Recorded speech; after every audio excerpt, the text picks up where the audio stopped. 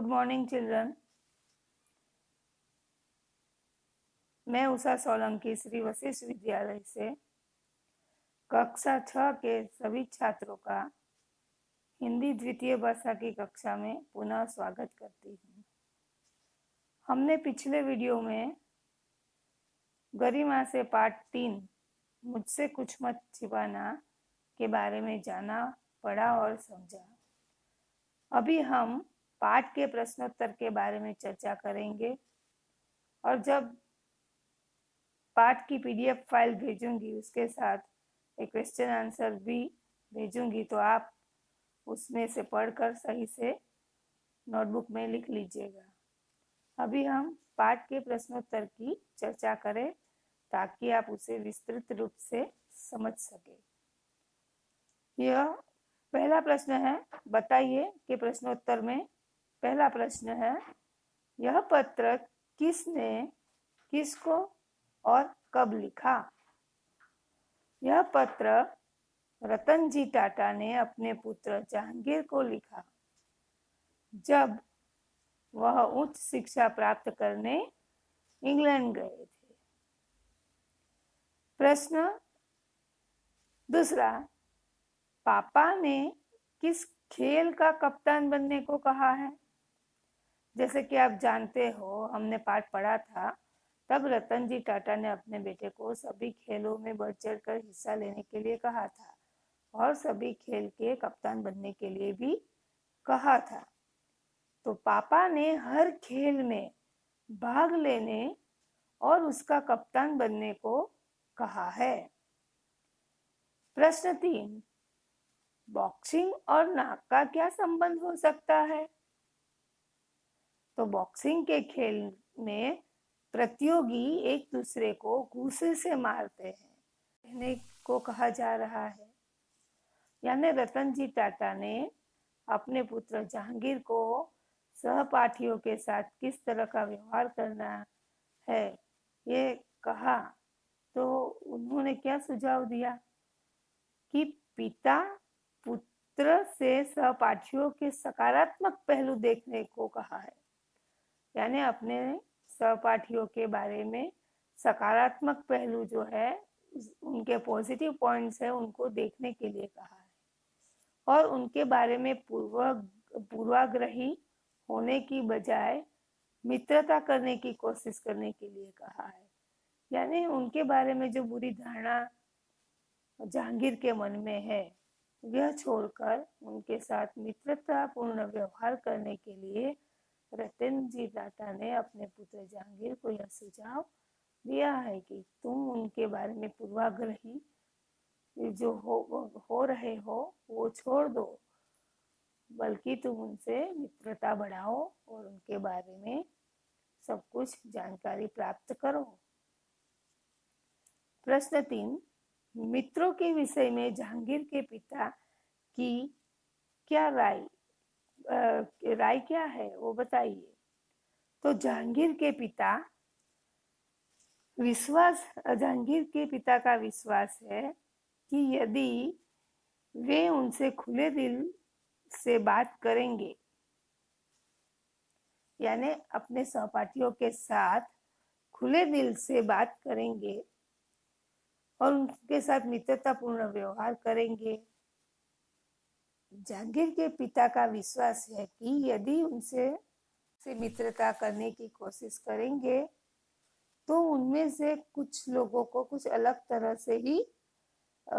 के ही पाएंगे, यानी बिल्कुल अलग तरह के होंगे।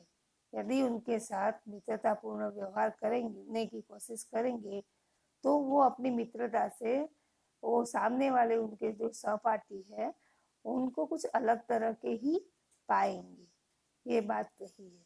तो प्रश्न जो तीसरा है, मैं फिर से दोहराती हूँ, मित्रों के विषय में जहांगीर के पिता की राय क्या है?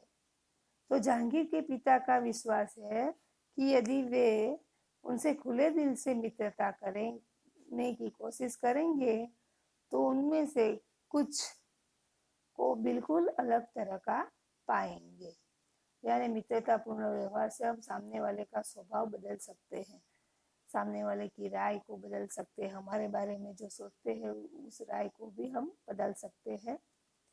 इस तरह से जहांगीर के पिता ने उसे सलाह दी। पिता मित्र क्यों बनना चाहते हैं? प्रश्न 4। पिता मित्र इसलिए बनना चाहते हैं ताकि जहांगीर उनसे कुछ छिपाए नहीं। यदि कोई गलती भी हो जाए तो वो बेझिझक अपने पिता को बताए। तो जहांगीर के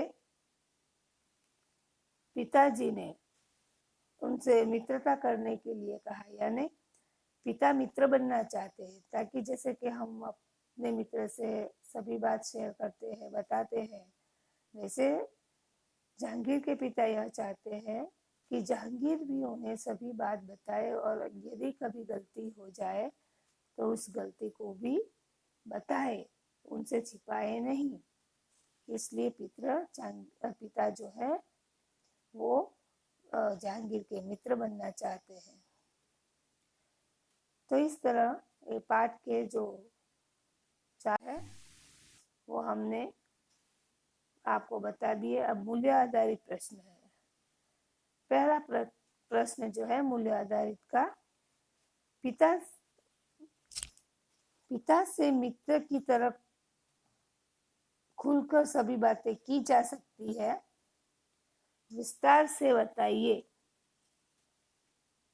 या विस्तार से लिखिए। यदि पिता का व्यवहार मित्र के समान हो तो उनसे मित्र की तरह खुलकर बातें की जा सकती है। पिता यदि पुत्र की भावनाओं को, कमियों को या गलतियों को समझते हैं तो वे अच्छे मित्र बन सकते हैं। यानी पिता अपने बच्चों की भावनाओं को, फीलिंग्स को समझे और उनमें जो कमियां हैं उसे समझे और उनकी गलतियों को समझे और उनसे सलाह मशवरा करे, सही राह दिखाए तो वे अच्छे मित्र बन सकते हैं। अपने मित्र में कौन से गुण देखना चाहोगे? तो हर कोई यह चाहता है कि उसका मित्र वफादार हो, ईमानदार हो, सच्चा हो और सुख में ही नहीं दुख में भी उसके साथ चले। ऐसा मित्र सभी उसकी चाहना करते हैं। तो मित्र का उदाहरण लिए तो सुदामा कृष्ण है, दुर्योधन और कर्ण भी है। तो मित्र के उदाहरण, सच्चे और अच्छे मित्र हमें हमारी कमियों के साथ, हमारी गलतियों के साथ स्वीकार करे और हमें सही राह पर ले जाए। ऐसे मित्र हम चाहते हैं, ऐसे मित्र से हम मित्रता करना चाहेंगे और ऐसे मित्र होने भी चाहिए। क्या ईमेल में पत्र जैसी भावना और मधुरता आ सकती है? आजकल व्हाट्सएप का जमाना है, ईमेल का जमाना है। तो पहले पत्र के द्वारा एक दूसरे के आचार विचार और भावना सकता था, पर आजकल तो व्हाट्सएप है तो उसके जरिए हम अपने विचारों का आदान प्रदान करते हैं ईमेल द्वारा, पर उसमें वो मधुरता आ सकती है? तो ईमेल और पत्र जैसी भावना, वो अपनापन महसूस नहीं होता, क्योंकि हम कई बार क्या करते हैं, फॉरवर्ड करते हैं मैसेज, अपनी भावनाओं को फॉरवर्ड करते हैं, दूसरों की भावना जो हमें भेजी गई है उसे फॉरवर्ड करते रहते हैं। अपने मन से कुछ लिखना नहीं चाहते, खाली हम एक औपचारिकता निभाते हैं, तो ये अपनापन उसमें महसूस नहीं होता है। तो उसे हम पत्र की तरह एक निजी, तो पत्र जो है उसमें हम अपनी भावनाओं को अपने हाथों से लिखकर व्यक्त करते हैं। अपनी भावनाओं जो अपने हृदय में जो हम महसूस करते हैं उसे हम अपने हाथों से, पूरी भावना, हमारे जो भाव है उसको लिखित रूप में अपने हाथों से उसका वर्णन कर सकते हैं और उसे, वह पत्र को हम संभाल कर भी रख सकते। किसी मित्र ने हमारे लिए पत्र लिखा हो, उसमें हमारे बारे में हालचाल पूछा हो, उसने कुछ बात बताई हो, तो हम उसे संभाल कर रख सकते हैं। जबकि आजकल व्हाट्सएप में ज़्यादा अगर स्टोरेज में कम है तो हम उसे डिलीट भी कर देते हैं, यानी उसका नाश भी कर देते हैं। तो हमारे पास वो रिकॉर्ड नहीं रहता है कि पत्र में क्या लिखा था, मैसेज में क्या था। तो पत्र जो होता है वो हम उसे, उसका लिखित रूप जो हमारे पास होता है, कागज होता है, उसे अपने पास संभाल कर रख सकते हैं, है ना। तो ये बात जो है वो ईमेल और उसमें इतनी भावना और अपनापन महसूस नहीं होता है। पत्र पढ़कर ही अपनापन महसूस होता है ना। जब पहले पत्र आता था, लोग डाकिया की राह देखते थे कि आज किसका पत्र आया, कौन सा पत्र आया, किसने लिखा। तो ये पत्र को पढ़ने के लिए पहले जब पत्र व्यवहार होता था तो लोग डाकिये की राह देखते थे कि भाई पत्र आएगा, बेटे का आएगा, बेटी का आएगा, पिता का आएगा, भाई का आएगा, मामा का आएगा, बुआ का आएगा। तो अपनापन रहता था उसमें, एक भावना से हम बंधे रहते थे। तो ईमेल, अब आजकल ये ईमेल, व्हाट्सएप, ये सब एक औपचारिक माध्यम हो गया है हमारे लिए। उस भावनाओं को हम महसूस नहीं करते हैं। तो यहाँ पर इस पाठ के मूल्य आधारित भी समाप्त होते हैं। मैंने आपको अधिकतम मूल्य आधारित और बताइए के प्रश्नोत्तर पढ़कर बताए। मैं आपको एक PDF फाइल भेजूंगी, उसमें से पढ़कर आप सोच समझकर लिखिएगा। धन्यवाद।